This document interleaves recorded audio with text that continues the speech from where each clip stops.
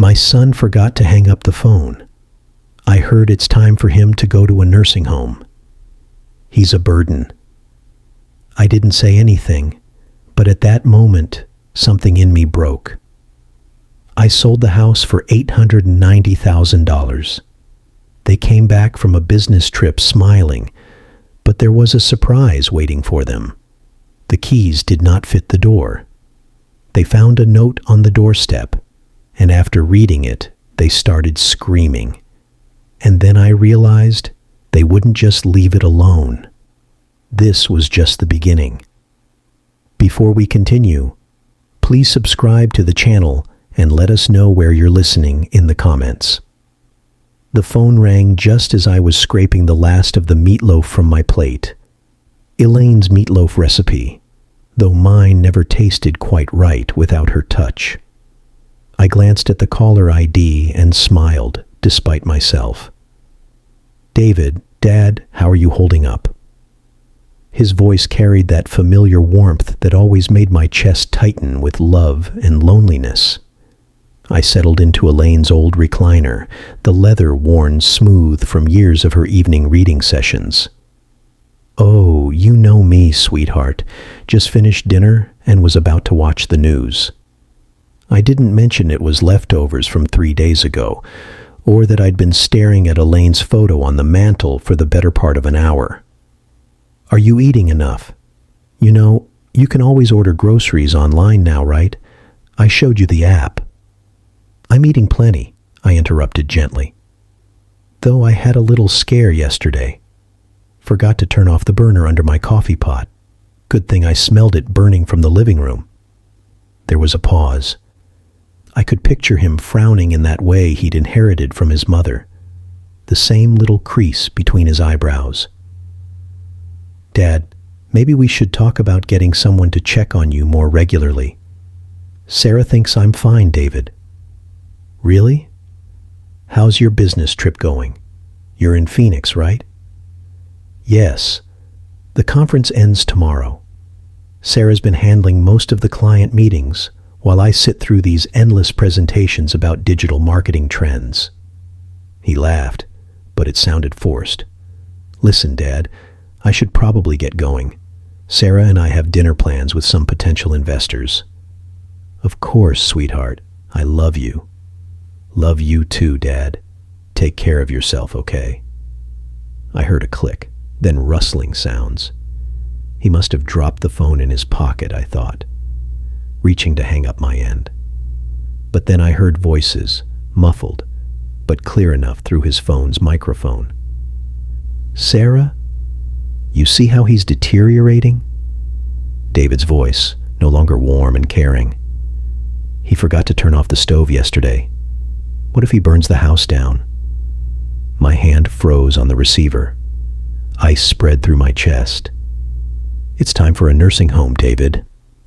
Sarah's voice, cold and matter-of-fact. "He's becoming a burden, and you know it. Your dad's a good man, but he can't live alone anymore. The house is worth almost $1 million now."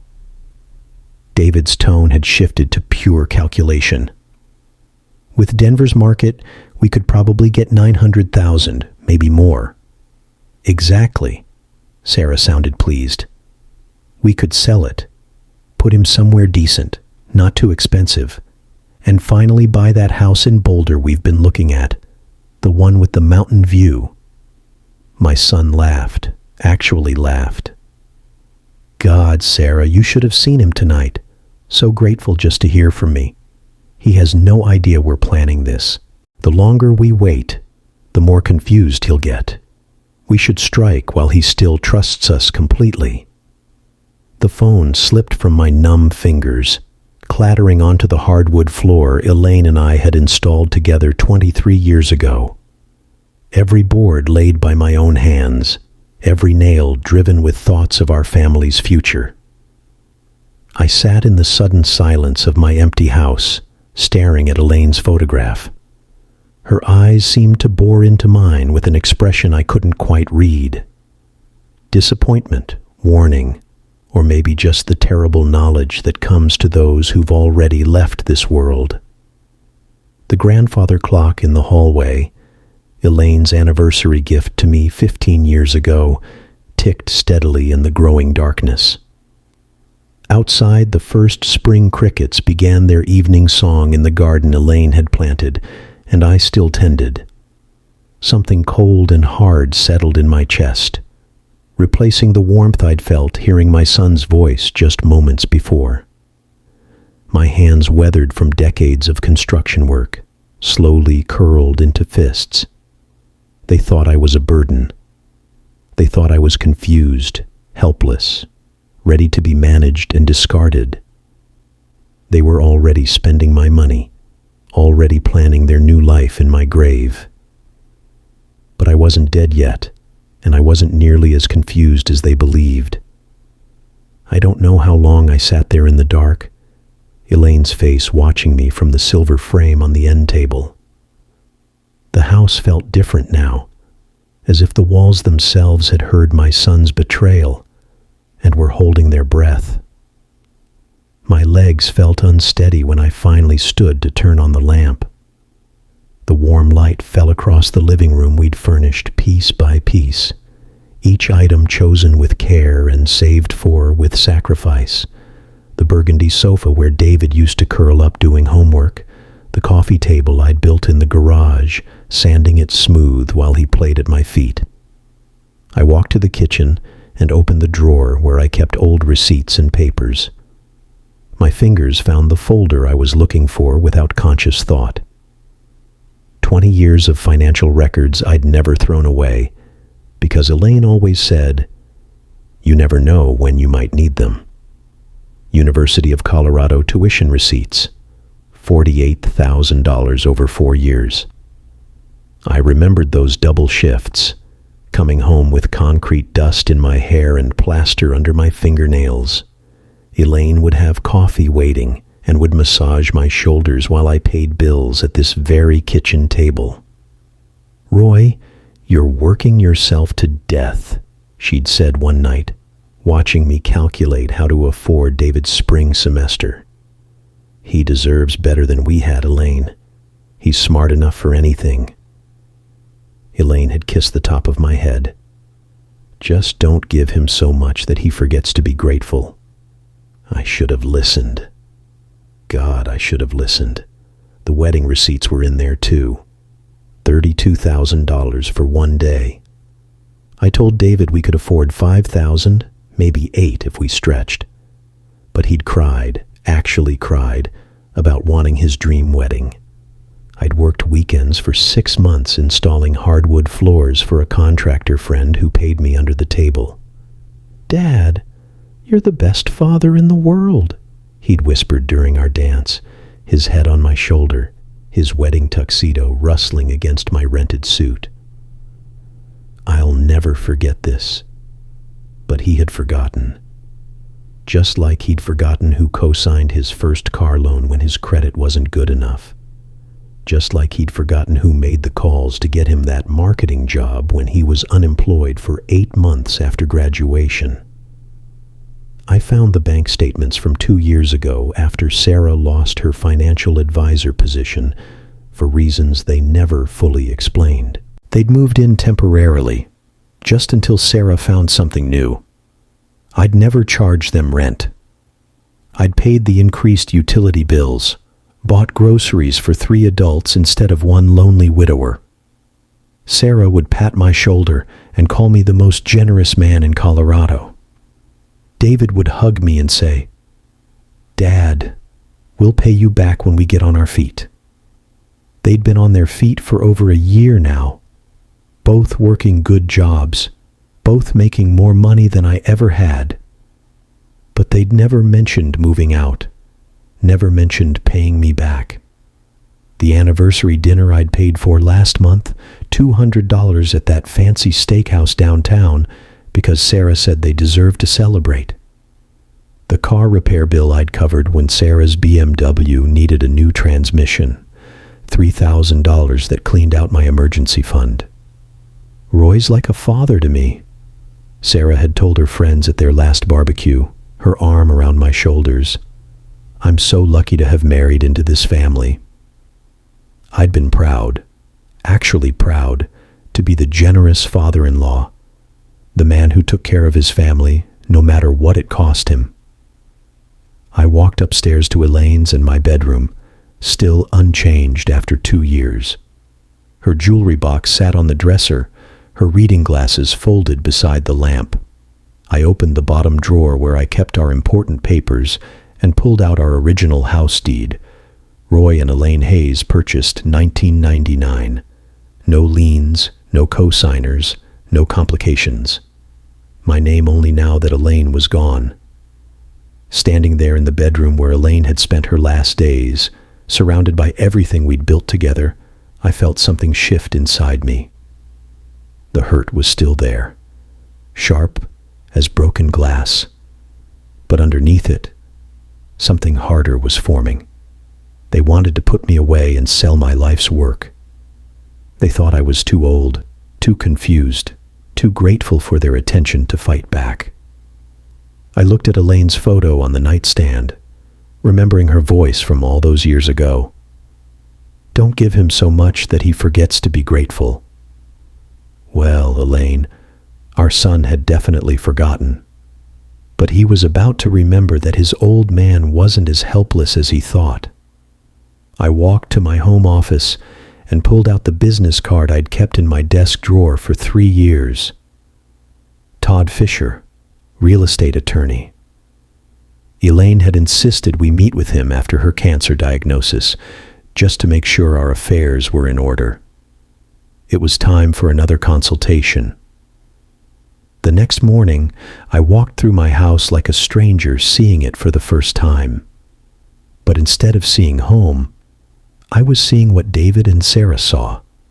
Square footage, market value, liquid assets.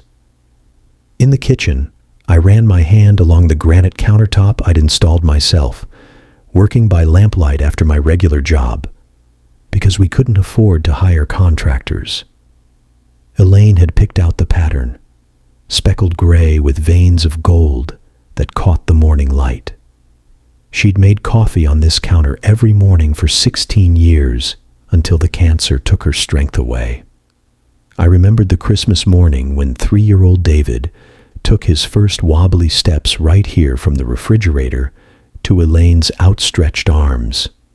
We'd both cried with joy, Elaine scooping our son up and spinning him around while I scrambled for the camera. "Our baby's walking in our house," Elaine had whispered, tears streaming down her face. "In the house we built for him." The living room held 25 years of Christmas mornings. I could still see 7-year-old David's face lighting up at the sight of the dollhouse. I'd spent 3 months building in the garage, working in secret after he'd gone to bed. Elaine had sewn tiny curtains for the windows, made miniature furniture from cardboard and fabric scraps. "Dad, it's just like our house," David had squealed. And it was. I'd made it a perfect replica down to the little bay window in what represented his bedroom. That bay window had cost me 6 months of overtime. Elaine had seen it in a magazine and fallen in love with the idea of reading there in the afternoons. I'd learned to cut angles I'd never cut before, measured and remeasured until my back ached from crawling around the frame. "Roy, we can't afford this," Elaine had worried when she saw me marking measurements on the wall. "You want it, you'll have it," I told her. "I'll make it work." I climbed the stairs to David's old room, still painted the soft yellow he'd chosen for his 16th birthday, still decorated with photos of his high school friends and college memories. The room where I'd rocked him through colicky nights as a baby, where Elaine and I had helped him with algebra homework at the small white desk I'd built to fit perfectly under the window. The master bedroom was the hardest. Elaine's side of the bed still had her water glass on the nightstand, her bookmark still marking page 247 of the novel she'd never finish. I'd built these walk-in closets with my own hands, custom designed to fit Elaine's height perfectly. Her clothes still hung there, still smelling faintly of her perfume. This was the room where we'd planned our future, where we'd whispered about our dreams for David, where Elaine had died holding my hand while machines beeped around us. "Promise me you won't let them take advantage of you," she'd said near the end, her voice barely a whisper. "You're too good, Roy. Too generous. Promise me you'll take care of yourself." I'd promised, but I hadn't kept that promise, had I? In my home office, I found the folder of construction photos Elaine had kept. Pictures of me laying the foundation in the spring of 1999, 25 years younger and 50 lb stronger. Me and my crew installing the frame. Elaine in her hard hat bringing us lemonade on hot summer days, her belly just starting to show with David. The financial records from those years told the story Elaine's photos couldn't. Second mortgage, personal loan from my brother, Elaine taking a part-time job at the school district to help with materials costs. We'd eaten beans and rice for months, drove cars held together with prayer and duct tape. But we'd built this house with our sweat, our sacrifice, our love for each other, and for the family we were creating. And now my son, the baby who'd taken his first steps in this kitchen, the child who'd played in the yard I'd landscaped by hand, wanted to sell it all and put me away like an inconvenient piece of furniture. I picked up Todd Fisher's business card from my desk drawer. The edges were worn from 3 years of handling, but the phone number was still clear. David and Sarah thought they were dealing with a confused old man who'd be grateful for any scrap of attention they threw him. They thought I was weak, helpless, ready to hand over my life's work without a fight. They were about to learn just how wrong they were. I dialed Todd's number and listened to it ring, my hands steady as stone. Outside, the spring morning was bright and clear, the kind of day Elaine used to love, the kind of day for new beginnings. The law offices of Fisher and Associates occupied the second floor of a modest brick building on Kfax Avenue, the kind of place that specialized in helping regular people with real problems rather than impressing corporate clients. I'd chosen my best suit, the charcoal gray one Elaine had picked out for me to wear to her funeral, and arrived 15 minutes early, my hands only slightly trembling as I signed in at the reception desk. Todd Fisher was younger than I'd expected, maybe 55, with graying temples and the patient demeanor of a man who'd heard every family horror story twice. His office was lined with law books and family photos, a wife, 2 teenagers, a golden retriever, the kind of normal life Elaine and I had tried to build. "Mr. Hayes, good to see you again." Todd poured coffee from a small machine in the corner, the rich smell filling the space between legal documents and filing cabinets. "I remember you and Elaine from a few years back. I'm sorry for your loss." "Thank you." I accepted the coffee, surprised by how steady my voice sounded. "I need to discuss something delicate about my son and daughter-in-law." Todd settled behind his desk, pen ready. "I'm listening." I told him everything. The phone call, the overheard conversation, their plans to sell my house and put me in a nursing home. Todd's expression never changed, but I caught him shaking his head slightly when I described their eagerness to spend my money on their Boulder dream house. "Unfortunately, Mr. Hayes, this scenario is more common than you'd think." Todd set down his pen and leaned back in his chair. Adult children often assume they know what's best for their aging parents, especially when valuable assets are involved. But they can't actually do anything, can they? I mean, legally. Let's start with the basics. The house is titled in your name only since your wife's passing, correct? That's right. Elaine and I owned it jointly, but when she died, it transferred to me automatically. Then, legally speaking, Your son and daughter-in-law have absolutely no claim to your property. They cannot sell it, cannot force you into a care facility, cannot make any decisions about your assets without your explicit consent. Todd pulled a legal pad from his drawer and began making notes. The house belongs to you. Period. Relief flooded through me, followed immediately by something sharper. So if I wanted to sell it myself, you could put it on the market tomorrow if you chose to. It's your property, your decision. Todd looked up from his notes. May I ask why you're considering that option? I thought about David's laugh when he'd called me a burden, about Sarah's cold calculation of my worth, about 25 years of sacrifice reduced to a real estate transaction.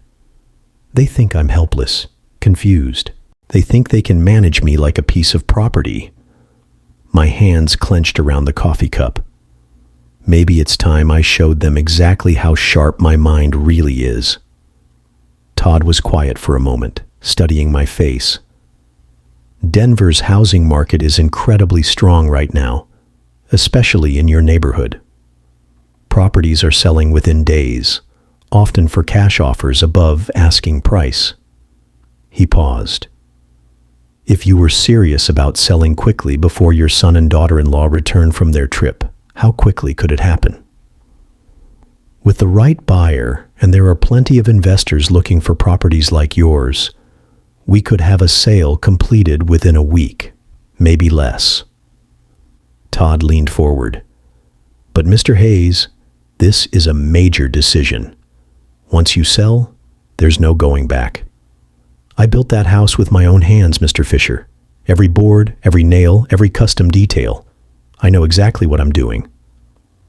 We spent the next hour discussing practicalities, market value estimates, cash buyer networks, legal requirements. Todd explained that he could have everything prepared within 24 hours if I was serious about proceeding. The consultation fee is $200, Todd said as I prepared to leave. If you decide to move forward, that applies toward my legal fees for the sale. I paid in cash, feeling more clear-headed than I had in months. Walking to my truck in the spring sunshine, I felt my phone buzz in my pocket. David's name appeared on the screen, and for the first time since his betrayal, I smiled. The phone rang once, twice, 3 times. I could picture him in some hotel lobby in Phoenix, probably checking his watch, wondering why his grateful old father wasn't jumping to answer his call. Let him wonder. Let him and Sarah make their plans about my future, my house, my life. They were in for the surprise of their lives. The phone kept ringing as I climbed into my truck, Todd Fisher's business card secure in my wallet, and a plan forming in my mind that would teach my ungrateful son exactly who he was dealing with. I had built my life from nothing once before. I could certainly tear it down and rebuild it on my own terms. The phone finally stopped ringing, but I knew he'd call back. He always did when he needed something from the old man. This time, he was going to get much more than he bargained for. By the time I reached my driveway, confidence had replaced the tremor in my hands. Todd Fisher's words echoed in my mind. It's your property, your decision. 25 years of doubt and second-guessing had lifted like Denver fog in the morning sun. I was unlocking my front door when the phone rang again. Through the window, I could see it buzzing against the kitchen counter where I'd left it. David's name glowed on the screen, and for the first time since his betrayal, I smiled. Let him stew for a moment. Let him wonder why his grateful old father wasn't scrambling to answer.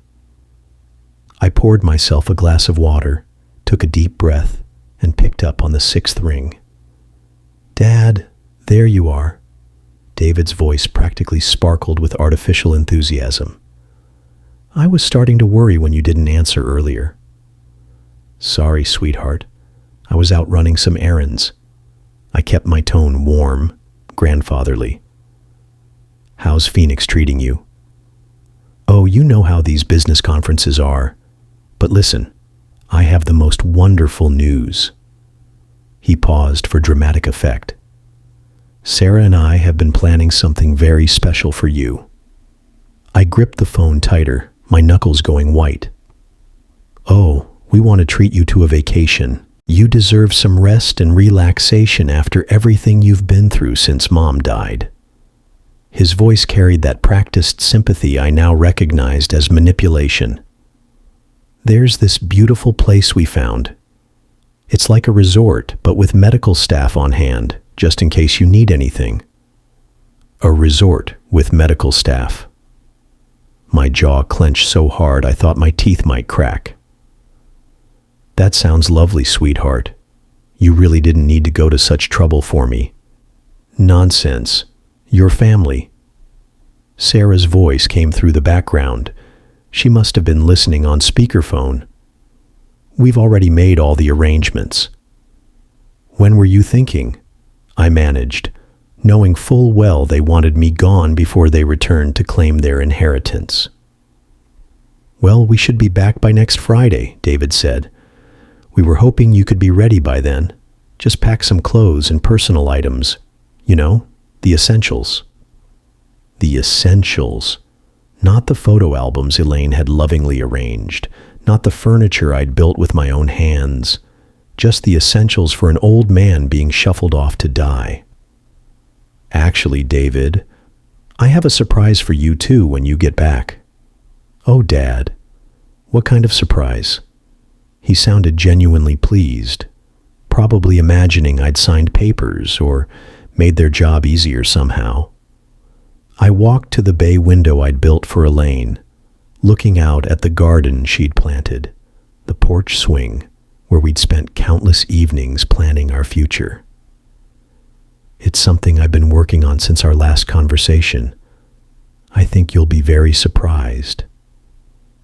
"You're so sweet, Dad. We'll talk about everything when we get home." "Okay, get some rest and we'll take care of everything else." Sweet. He called me sweet while planning to steal my life. "I will, sweetheart. I love you." "Love you too, Dad. See you Friday." The line went dead, and I set the phone down with hands steadier than they'd been in weeks.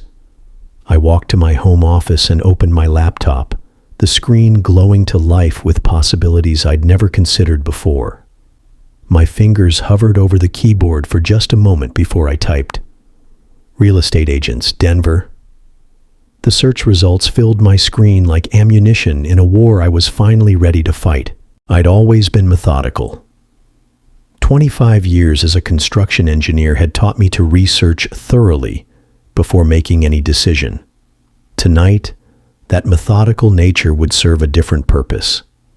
I clicked through agent profiles, comparing success rates and client testimonials like I used to compare structural steel suppliers.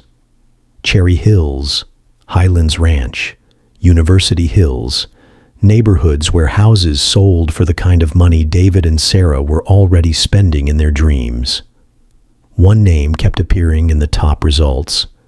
Brian Connor, 43 years old, specialized in quick sales. Averaged 18 days from listing to closing. His photo showed a professional smile and confident eyes, the kind of man who could make things happen fast. His testimonials were exactly what I needed to see. Brian sold our house in 6 days. Cash buyer lined up within 48 hours. Smooth closing, no complications. I stared at his direct phone number prominently displayed beneath his credentials. This was it, the moment that would set everything in motion. Once I made this call, there would be no going back to being the grateful, manageable old man my son expected. Elaine's photo on my desk seemed to be watching me. I could almost hear her voice. "Roy, are you sure about this?" I was sure. More sure than I'd been about anything since her funeral. I dialed Brian Connor's number with steady fingers. Brian Connor, Connor Real Estate. How can I help you? Mr. Connor, my name is Roy Hayes. I'm interested in selling my house quickly. How fast can these things actually happen? Well, Mr. Hayes, that depends on several factors. But with the right property and pricing strategy, I've closed deals in as little as 10 days with cash buyers. What kind of timeline are you looking at? 10 days? My heart hammered against my ribs. 10 days? That fast? Absolutely. Denver's market is incredibly hot right now, especially for well-maintained properties in established neighborhoods. Can you tell me a bit about your house? I looked around my kitchen, seeing it through a buyer's eyes for the first time. 2-story, 3,400 square FT, built in 1999, Cherry Creek area, 3 bedrooms, 2.5 baths. I've maintained it well, did most of the work myself over the years. Brian's voice sharpened with interest. That sounds exactly like what several of my investors are looking for. Original owner, well-maintained, established neighborhood. Those are premium selling points. Would you be interested in a property assessment? How quickly could you come by? I can be there this afternoon if you're available. Say 3 he. I glanced at the clock. It was just past noon. 3 TEs works perfectly. Let me give you the address. After I hung up, I sat in the sudden quiet of my kitchen, the magnitude of what I'd set in motion beginning to settle in my chest. In 3 hours, a stranger would walk through the house Elaine and I had built together, assigning dollar values to our memories. I spent the next 2 hours cleaning obsessively. Old habits from Elaine's time when she'd insist the house be spotless for any visitor. I dusted the bay window, straightened the throw pillows on the couch, made sure every surface gleaming. But this cleaning felt different. I wasn't preparing for guests. I was preparing for an execution. At exactly 3 ball, the doorbell rang. I smoothed my shirt, took a deep breath that carried the scent of Elaine's lavender sachets, still tucked in the linen closet, and walked toward the front door. My hand trembled slightly as it closed around the brass doorknob I'd installed myself 15 years ago. Beyond this door waited either my salvation or my damnation. I turned the handle and opened the door to my future. Brian Connor looked exactly like his photo, professional but approachable, early 40s, with the kind of confident bearing that came from years of successful deals. He carried a leather portfolio and tablet, and the moment he stepped inside, his eyes went wide. Wow! He stopped in my entryway, his gaze traveling up the crown molding I'd installed by hand to the hardwood floors Elaine and I had selected together. Mr. Hayes, this is exactly what I was hoping for. I watched him take in the details. The way the afternoon light streamed through Elaine's bay window. The seamless flow from living room to dining room that I'd achieved by removing a load-bearing wall and installing a beam. His appreciation was genuine, professional. You weren't kidding about maintaining this place. He pulled out his tablet and started taking photos. These hardwood floors throughout, original? Installed them myself in 2001. Elaine wanted something that would last, so we went with 3/4 in solid oak. I found myself falling into the familiar rhythm of discussing my work, proud despite everything that was happening. And this kitchen? Brian stopped at the granite countertop, running his hand along the edge. Custom installation every inch. Elaine picked the pattern, said the gold veining reminded her of sunlight. My voice caught slightly. I spent 3 weekends getting the measurements perfect. Brian was typing notes on his tablet, photographing the custom cabinets, testing faucets and outlets with the thoroughness of someone who knew what buyers wanted. Mr. Hayes, I have to be honest with you. In my 15 years doing this, I rarely see properties maintained to this standard. I'm an engineer, was an engineer. I believe in building things right the first time. It shows. He gestured toward the living room. May I? I nodded, following him as he admired the open floor plan, the built-in bookcases flanking the fireplace, the way Elaine's decorating choices had turned our construction project into a home. This bay window, custom work, built it for my wife. She wanted a reading nook. I could picture her there with her mystery novels and afternoon tea, her reading glasses perched on her nose. Brian was taking measurements now, his excitement barely contained. Mr. Hayes, I need to show you some comparable sales. He pulled up listings on his tablet. Similar properties in this area have been selling for $850 to $920,000. My chest tightened.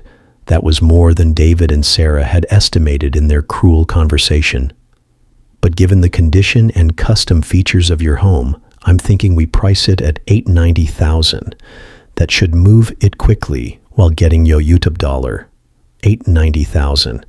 That should move it quickly while getting you top dollar. $890,000. I sat down heavily in Elaine's reading chair, the numbers spinning in my head. That much? I managed. Mr. Hayes, you're sitting on a gold mine. Properties like this don't come on the market often, especially not in this condition.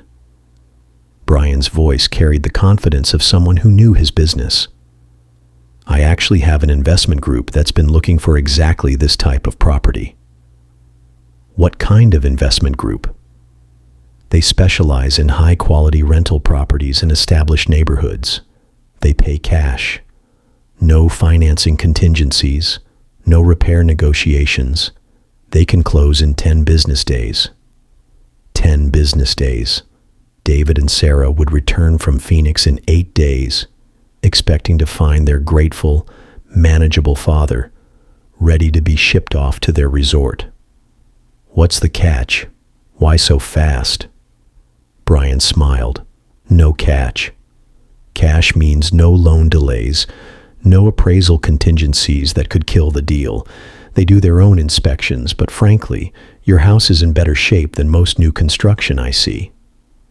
I looked around the living room where David had taken his first steps, where Elaine and I had hosted Christmas mornings and birthday parties and quiet Sunday afternoons, reading the paper together. When would I need to be out? Standard contract gives you 30 days after closing, but they're flexible if you need more time. The main thing is getting clear title and completing the paperwork. I thought about David's voice on the phone calling me sweet while planning to steal my life. I thought about Sarah's cold calculation reducing me to a burden to be managed. I thought about Elaine's warning about being too generous, too trusting. Let's do it. Brian's professional mask slipped for just a moment, revealing genuine excitement. Excellent choice, Mr. Hayes. Let me call them right now. I watched him dial, heard him describe my property with the enthusiasm of someone who'd found buried treasure. Cherry Creek area, original owner, immaculate condition, custom features throughout. He ended the call with a broad smile. They want to move forward immediately. I can have the initial contracts ready by tomorrow morning. The sun was setting through Elaine's bay window, casting golden light across the room where I just agreed to sell 25 years of my life. But for the first time since that devastating phone call, I felt something that had been missing for too long. Control. How does 9 a.m. sound? The question hung in the air like smoke, and I realized Brian was waiting for an answer that would change everything. The grandfather clock in the hallway, Elaine's 15th anniversary gift to me, ticked steadily in the silence. 9 a.m. Sounds perfect. After Brian left with promises of contracts and closing timelines, I stood alone in the house that would soon belong to someone else. The evening light through Elaine's windows painted everything golden, like a photograph of a life I was about to leave behind. But it wasn't sadness I felt. It was anticipation. Brian arrived the next morning with contracts, a notary, and coffee for everyone, the kind of professional efficiency I'd always respected. I read every line with the thoroughness that had made me a good engineer, checking details the way I used to check blueprints. Sale price $890,000, cash purchase, closing date 10 business days from signing. The notary, a middle-aged woman with kind eyes, walked me through each signature. Minimal contingencies, just the title search and final walkthrough, and I can remain in the house for 30 days after closing if needed. That's correct, Mr. Hayes, though most sellers prefer to move out sooner rather than later, just for peace of mind. Peace of mind. I almost laughed. The only peace of mind I'd have would come from seeing David and Sarah's faces when they discovered what their burden had done. I signed my name with steady hands, and just like that, the process was in motion. The first 3 days passed in a blur of paperwork and inspections. The title company began their search through decades of records. The investors sent their team, a polite crew who admired my workmanship and found nothing to complain about. Your father-in-law really knew what he was doing, one of them told the other, since they assumed I was already gone. These floors, this electrical work, all top quality. Days 4 through 6, I became a man with a secret mission. I researched apartments online, looking for something small but comfortable, somewhere I could start over with nearly $900,000 in the bank. I found a place in Highlands, a senior community with golf courses and a community center, the kind of place Elaine and I had sometimes talked about for our golden years.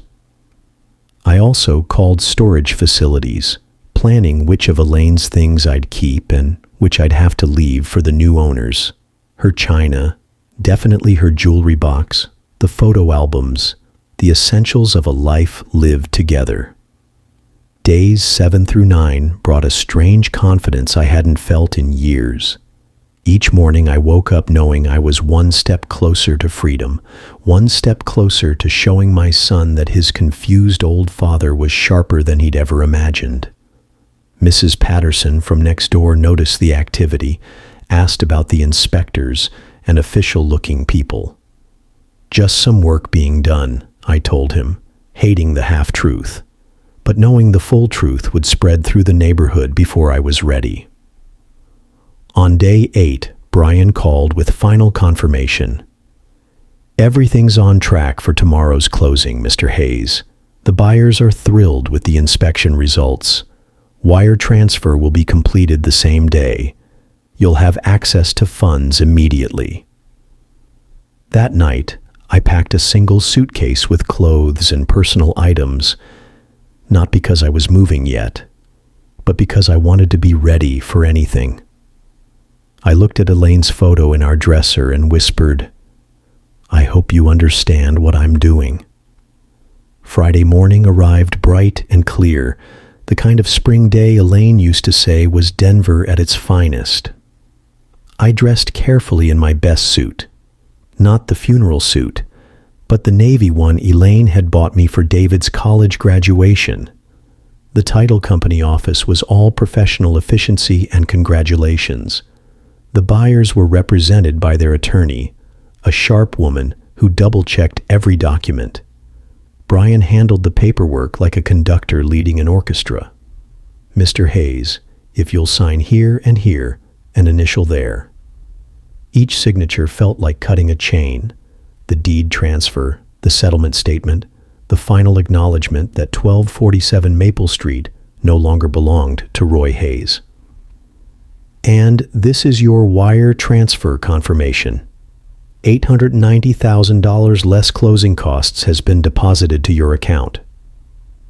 I stared at the numbers on the paper. More money than I'd ever seen in one place. More money than David and Sarah had dreamed their burden could access. We shook hands all around, everyone pleased with the smooth transaction. Brian walked me to my truck, promising to stay in touch if I ever needed real estate services again. You made the right choice, Mr. Hayes. Sometimes a fresh start is exactly what we need. I drove home through neighborhoods I'd known for 25 years, past the elementary school where David had learned to read, past the park where Elaine and I used to walk every Sunday morning. But instead of nostalgia, I felt liberation. I pulled into my driveway and sat in my truck, looking at the house that was no longer mine. The keys to the front door felt heavy in my palm, but tomorrow I'd hand them over to the new owners and walk away from this chapter of my life.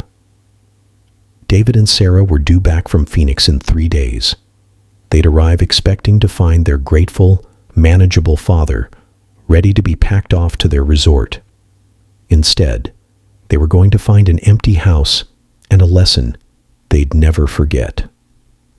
I climbed out of my truck and walked toward my front door, reaching for my phone to make the next call in a plan that was working better than I'd ever hoped. The engine ticked as it cooled in my driveway, but I couldn't bring myself to turn it off. I sat staring at the house I'd built with my own hands, the house that now belonged to strangers, the house where David and Sarah expected to return and find their grateful, manageable father waiting to be shipped off.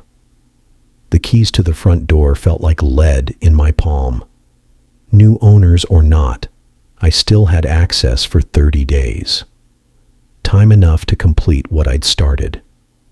I drove to the Starbucks on Fairfax Avenue and parked in the lot, hands steady as I dialed directory assistance for a 24-hour locksmith.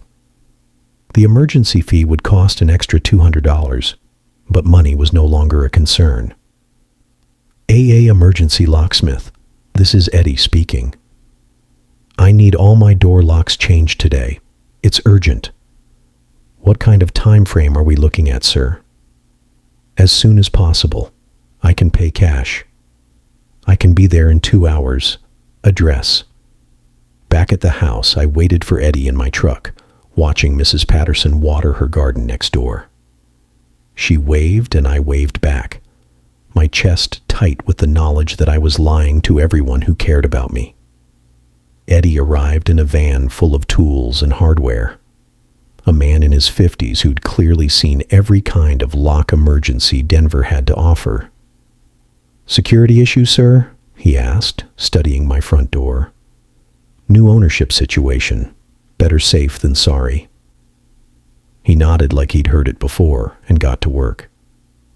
I watched him remove the locks I'd installed 15 years ago. The brass hardware Elaine had picked out because it matched our door knocker. These are quality locks, Eddie commented as he worked. Somebody knew what they were doing when they installed them. That was me. I like things done right. The new locks were silver instead of brass, modern instead of traditional.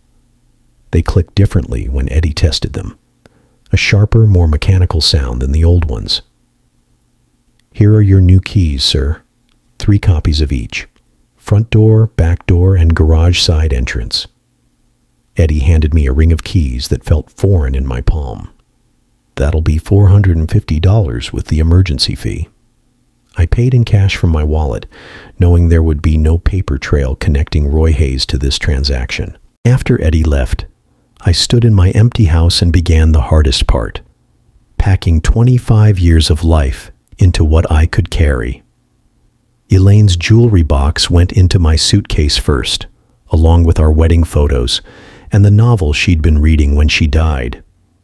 Bookmarks still marking page 247, my engineering certificates, our important documents, Elaine's favorite cookbook with the handwritten notes in the margins.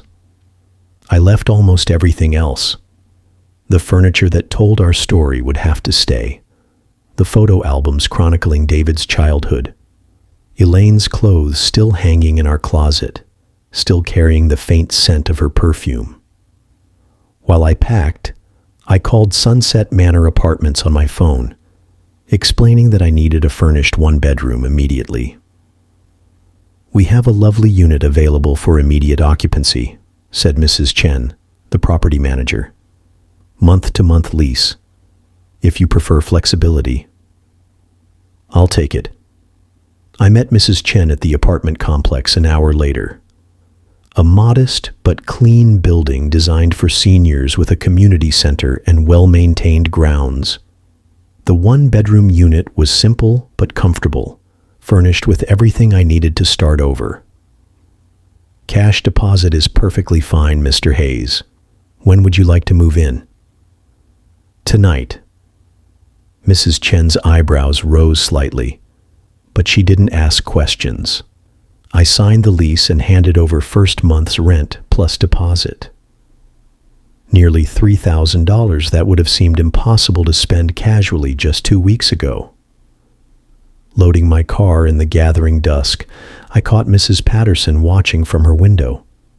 She waved again, and I felt the weight of all the relationships I was severing, all the connections David and Sarah had forced me to cut. I took one last walk through the empty rooms, my footsteps echoing differently now that the house belonged to someone else. In the kitchen where Elaine had taught David to bake Christmas cookies. In the living room where we'd watched David open presents on Christmas morning. In our bedroom where Elaine had taken her last breath while I held her hand. "I'm sorry, honey," I said aloud to Elaine's memory. "But you'd understand. You always said I was too generous for my own good." I locked the new locks and drove away from Maple Street for what might be the last time, my rearview mirror full of the life I was leaving behind. The sun was setting when I arrived at Sunset Manor, my car loaded with the essentials of my existence. I carried my suitcase to my new front door, fumbling with unfamiliar keys to unfamiliar locks. Inside the small apartment, I dropped my suitcase and immediately reached for my phone. The final phase of my plan required one more call, one more piece of the puzzle that would give David and Sarah the surprise of their lives. The apartment felt like a motel room, functional but soulless, with generic furniture and the lingering smell of industrial carpet cleaner. I stood holding my phone, Elaine's photo already positioned on the nightstand, trying to decide which bank would best protect nearly $900,000 from the children who thought they deserved it. I opened my laptop on the small dining table and began researching banks that specialized in large deposits. Colorado Community Bank caught my attention, smaller than the major chains with a focus on personal service and discretion. Exactly what I needed. Colorado Community Bank, Private Banking Division. This is David Morrison. "Mr. Morrison, my name is Roy Hayes. I need to open an account for a substantial deposit, around $890,000. The brief pause on the other end told me David was recalculating his day. "We'd be absolutely delighted to work with you, Mr. Hayes. When would be convenient for a consultation?" "Monday morning, 9 a.m. "Perfect. I'll have everything prepared." The weekend stretched ahead of me like uncharted territory. I'd never lived anywhere but the house Elaine and I built together. This tiny apartment felt like exile, but it was exile by choice. My choice, not theirs. Saturday morning, I made coffee in the unfamiliar kitchenette and methodically unpacked my belongings. Elaine's jewelry box on the dresser, my engineering awards on the bookshelf, our wedding photo beside the bed, where I'd sleep alone in a space that had never known Elaine's presence. I drove to the grocery store and bought food for one person. Simple meals, nothing that required the kind of cooking Elaine had loved. The checkout clerk, a young man with kind eyes, asked if I was new to the area. "Just moved in," I told him, starting fresh. Sunday morning, I discovered a coffee shop called Brews and Views, 3 blocks from my apartment. The barista, a young woman named Sarah with purple streaks in her hair, made the kind of strong coffee I preferred. "You're new around here," she observed, not prying, just friendly. "Retired engineer," I said, "looking for a quieter life." "Well, you found the right neighborhood for that. Most of our customers are pretty mellow." I sat by the window with my coffee, watching people walk dogs and push strollers, living the kind of normal Saturday morning that Elaine and I used to treasure. But instead of sadness, I felt something I hadn't experienced in months. Anticipation. Monday morning, I dressed in my best suit and drove to Colorado Community Bank. David Morrison was younger than I'd expected, maybe 45, with the kind of professional warmth that came from handling people's life savings. "Mr. Hayes, what brings you to Colorado Community Bank?" "I recently sold my house. I need a fresh start with an institution that values personal relationships over transaction fees." David nodded with genuine understanding. "We specialize in exactly that kind of service. Tell me about your needs." I explained my situation carefully. A widower who'd sold his family home and needed secure, accessible banking. David asked thoughtful questions, never prying beyond what was necessary for account setup. "I'll need to wire the funds from my previous bank," I explained. "No problem at all. We can initiate that transfer today, and the funds should clear by Wednesday." David prepared the paperwork with quiet efficiency. Online banking, debit card, and checkbook, all standard services. Given the amount, I'd also recommend our premium account package for additional security features. I signed documents that made me an official client of Colorado Community Bank, customer number 847293, with access to nearly $900,000 that David and Sarah would never see. Tuesday and Wednesday passed in the strange rhythm of my new routine. Morning coffee at Brews and Views. Sarah remembered my order and asked about my weekend. Afternoon walks through the neighborhood, discovering a small park with benches where other retirees fed pigeons and read newspapers. Wednesday afternoon, David called with the news I'd been waiting for. "Mr. Hayes, your funds have cleared successfully. Your account is fully active." I hung up and looked around my small apartment, at Elaine's photo watching me from the nightstand, at the simple life I was building from the wreckage of my son's betrayal. For the first time since Elaine's death, I felt truly in control of my own destiny. Wednesday evening, I sat in my single chair. Not Elaine's reading chair, not the recliner where I'd heard David's betrayal, just a plain chair in a plain room that belonged entirely to me. I opened my laptop and typed "mini surveillance cameras" into the search bar. My fingers hovered over the keyboard, knowing that what I was about to order would capture the final act of my revenge. David and Sarah were returning on Friday, expecting to find their grateful old father ready to be managed. Instead, they were going to discover that their burden had become their biggest problem. The search results filled my screen with dozens of surveillance options, from obvious security cameras to devices disguised as everyday objects. After 30 minutes of research, I found what I needed: a wireless mini camera hidden inside what looked like a phone charger. The specifications were perfect for my engineering mind: Wi-Fi enabled with smartphone app control, motion-activated recording, 12-hour battery life, and crystal clear video quality. Most importantly, it could stream live footage directly to my phone from anywhere with internet access. I ordered it with expedited shipping, paying the extra $40 to guarantee Thursday delivery. The total cost was $149, an amount that would have made me hesitate 2 weeks ago, but barely registered now. With the camera ordered, I turned to the next crucial element, the note that would explain everything to David and Sarah when they discovered their keys no longer worked. The first draft was too angry, too raw with the pain of their betrayal. The second was too cold, missing the personal devastation they'd caused. By the third draft, I found the right tone, dignified but devastating, loving but final. I wrote in my careful engineer's handwriting, the penmanship Elaine had always admired. Dear David and Sarah, if you're reading this, it means my plan worked perfectly. I heard your phone conversation about putting me in a nursing home because I'm becoming a burden. I heard you calculating how much money you'd make selling my house. The house has been sold for $890,000 cash. The money is safely in my new bank account where it will stay. I've moved to a place where I'm appreciated, not tolerated.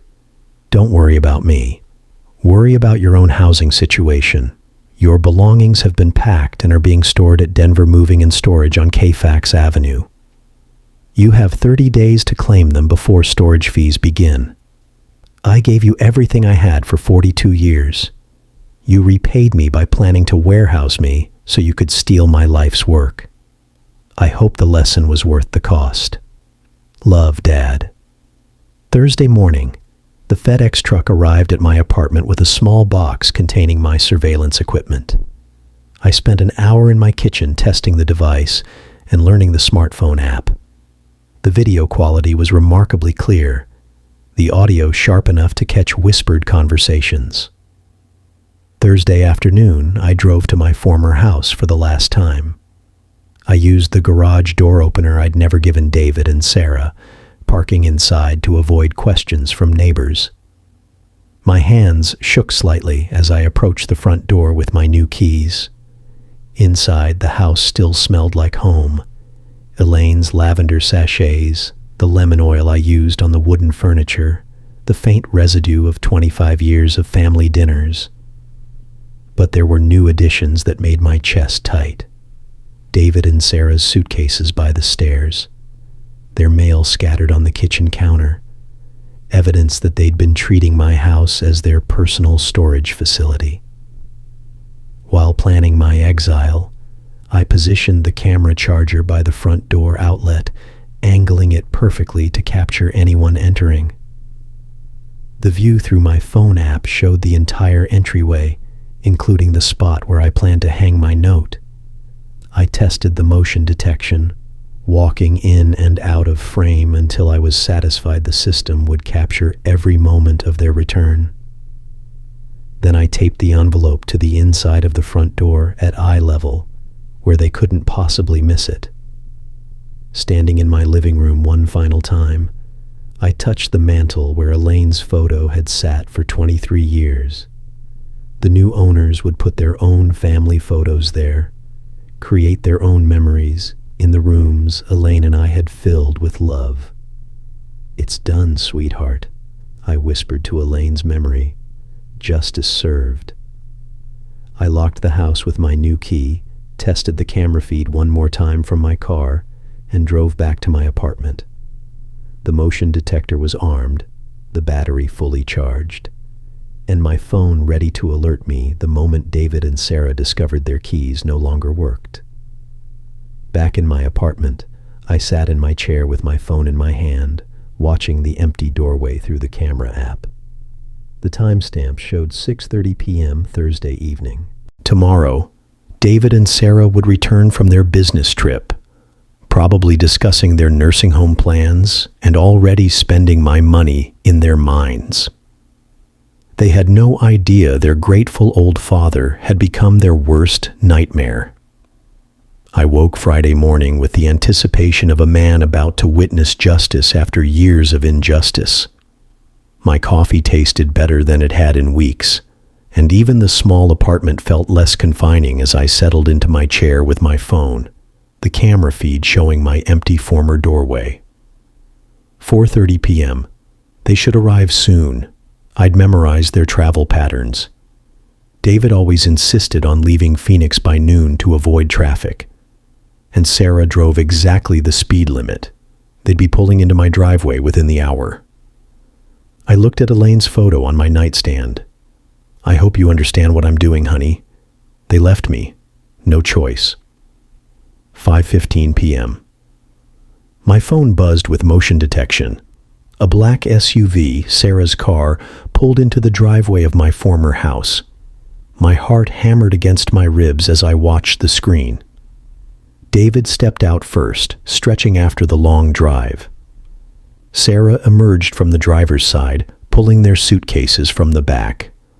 They moved with the casual confidence of people coming home to claim their inheritance.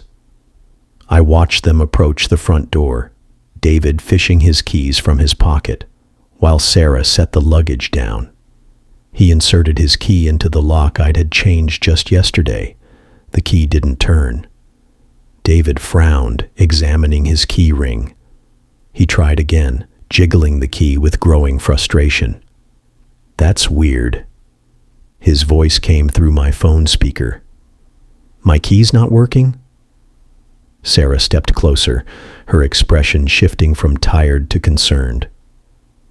"Let me try the back door." I watched her disappear around the side of the house while David continued struggling with the front lock. When Sarah returned 3 minutes later, her face had darkened with alarm. "Back door's locked too, and the garage remote isn't working."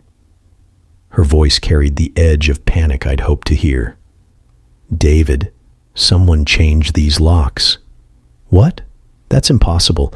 Dad doesn't even know any locksmiths." Sarah studied the front door more carefully, her financial advisor's mind recognizing trouble when she saw it. "These are brand new locks. This isn't an accident." David pulled out his phone with shaking fingers. "I'm calling Dad." I watched him dial my old landline, the number I'd had disconnected 3 days ago. After several rings, his face crumpled with confusion. No answer. It's not even going to voicemail. Try his cell phone. He doesn't have a cell phone, remember? We talked about getting him one for emergencies. His voice cracked with the first hint of real fear. Sarah was examining the windows now, her earlier confidence completely evaporated. "There, that one's unlocked. I can boost you up." I watched my son climb through the kitchen window I'd deliberately left unlatched, his business suit catching on the frame.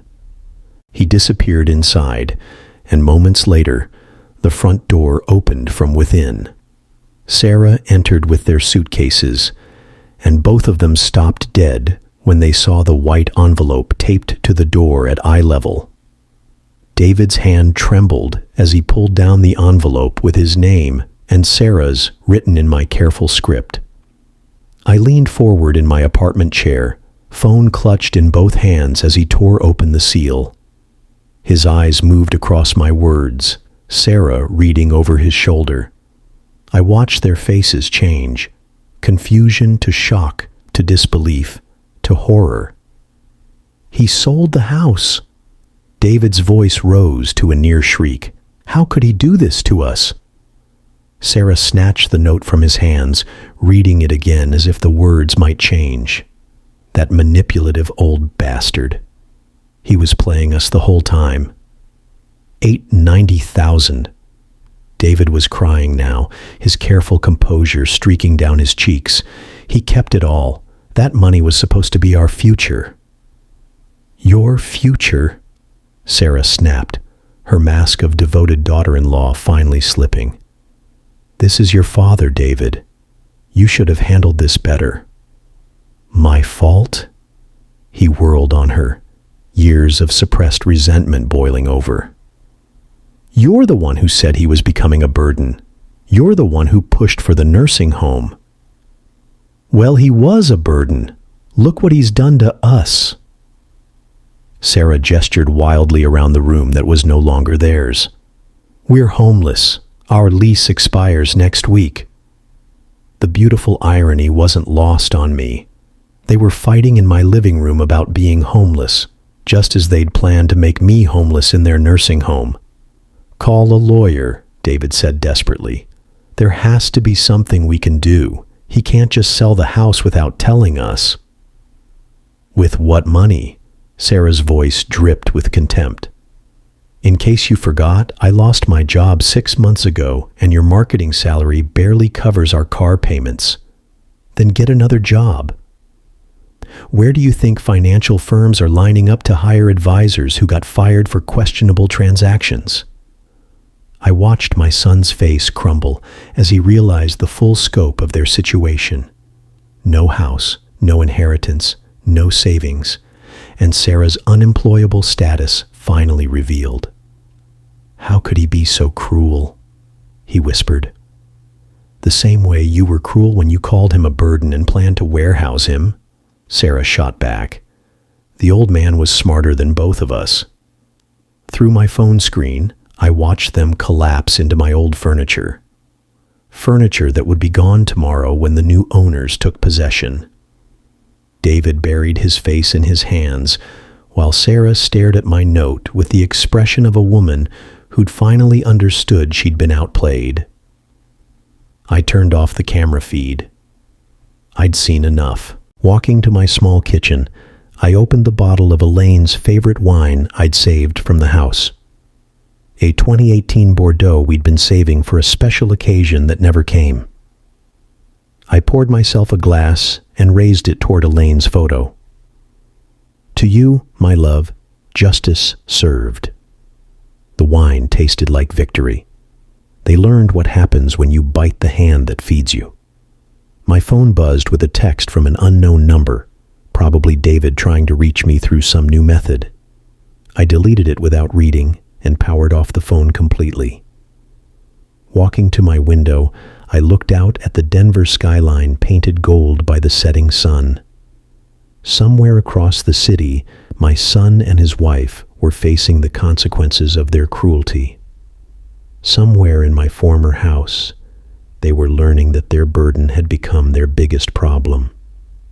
For the first time in 2 years since Elaine's death, I felt completely free. I was no longer anyone's burden. I was my own man again, with my own money, my own choices, and my own future stretching ahead like an open road. Roy Hayes had left the building, and he was never coming back. If you like this story, please like this video, subscribe to the channel, and share your impressions of this story in the comments. To listen to the next story, click on the box on the left. Thank you for watching.